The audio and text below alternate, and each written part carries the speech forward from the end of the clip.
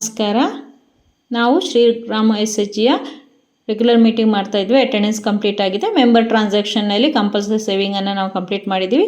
Loan ರಿಪೇಮೆಂಟ್ನಲ್ಲಿ ಈಗ arrow mark ಮೇಲೆ click ಮಾಡಿದಾಗ ಇಲ್ಲಿ ನಮಗೆ ಸದಸ್ಯರ ಹೆಸರುಗಳು ಕಾಣಿಸುತ್ತೆ. ನಾವು ಕಟ್ ಆಫ್ ಮಾಡುವಾಗ ಆ್ಯಕ್ಟಿವ್ ಲೋನನ್ನು ಎಂಟ್ರಿ ಮಾಡಿದರೆ ಆ ಸದಸ್ಯರ ಹೆಸರುಗಳನ್ನು ನಾವಿಲ್ಲಿ ಕಾಣಬಹುದು. ಇಲ್ಲಿ ನಾವು ಕಲಿಕೆ ಉದ್ದೇಶದಿಂದ ಒಬ್ಬರೇ ಸದಸ್ಯರನ್ನು ಎಂಟ್ರಿ ಮಾಡಿರೋದ್ರಿಂದ ಒಬ್ಬರು ಸದಸ್ಯರ ಹೆಸರನ್ನು ಇಲ್ಲಿ ಕಾಣ್ತಾ ಇದ್ದೀವಿ. ಅವರ ಟುಡೇ ಪೇಯಬಲ್, ಅವರು ಇವತ್ತು ಇಷ್ಟು ಕಟ್ಟಬೇಕು, ಹಾಗೆ ಪೇಯ್ಡ್, ನೆಟ್ ಪೇಯಬಲ್ ಅಮೌಂಟ್, ಈ ಥರ ನಮಗೆ ಇಲ್ಲಿ ಆಪ್ಷನ್ಗಳು ಕಾಣಿಸುತ್ತೆ. ಇಲ್ಲಿ ನಮಗೆ ಟುಡೇಸ್ ಪೇಯಬಲಲ್ಲಿ ಯಾವುದೇ ಇಂಟ್ರೆಸ್ಟ್ ಆ್ಯಡ್ ಆಗಿಲ್ಲ. ಯಾಕಂದರೆ ನಾವು ಜೂನ್ 31ಗೆ ಕಟ್ ಆಫ್ ಮಾಡಿರೋದ್ರಿಂದ ಜುಲೈ 10ಗೆ ನಾವು ರೆಗ್ಯುಲರ್ ಮೀಟಿಂಗ್ ಮಾಡ್ತಾ ಇದ್ದೀವಿ. ಸೊ ಈ 10 ದಿನದಲ್ಲಿ ಯಾವ ಇಂಟ್ರೆಸ್ಟ್ ಆ್ಯಡ್ ಆಗಿದೆಯೋ ಅಷ್ಟು ಮಾತ್ರ ಇಲ್ಲಿ ನಾವು ಕಾಣ್ತಾ ಇದ್ದೀವಿ.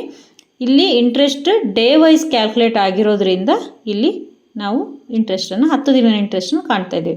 3 ಚುಕ್ಕೆ ಮೇಲೆ ಕ್ಲಿಕ್ ಮಾಡಿ ಆ್ಯಡ್ ರೆಸಿಪ್ಟ್ಗೆ ಹೋದರೆ ಇಲ್ಲಿ ನಾವು loan number, original loan amount, current due, total due ಇಲ್ಲಿ ಕಾಣಬಹುದು. ಟೋಟಲ್ ಟು ರಿಪೇ, ಎಷ್ಟು ಅವರು ಟೋಟಲ್ ಆಗಿ ರಿಪೇಮೆಂಟ್ ಮಾಡಬೇಕು ಅನ್ನೋ ಅಮೌಂಟನ್ನು ಕಾಣ್ತೀವಿ. ಹಾಗೆ ಮೋಡ್ ಆಫ್ ರೆಸಿಪ್ಟಿಗೆ ಹೋದಾಗ ಕ್ಯಾಶ್, ಬ್ಯಾಂಕ್, ಆನ್ಲೈನ್. ಈ ಸದಸ್ಯರು ಕ್ಯಾಶಲ್ಲಿ ರಿಪೇಮೆಂಟ್ ಮಾಡಿದರೆ ರಿಪೇಮೆಂಟ್ ಕೊಡಬೇಕು.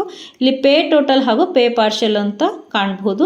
ಟೋಟಲಾಗಿ ಅವರು ಅಷ್ಟೇ ಪೇ ಮಾಡಿದರೆ ಪೇ ಟೋಟಲ್, ಹೆಚ್ಚು ಅಥವಾ ಕಡಿಮೆಯಾಗಿ ಪೇ ಮಾಡಿದರೆ ನಾವು ಪೇ ಪಾರ್ಷಲ್ಗೆ ಹೋಗಿ ಎಂಟ್ರಿ ಮಾಡಬೇಕು.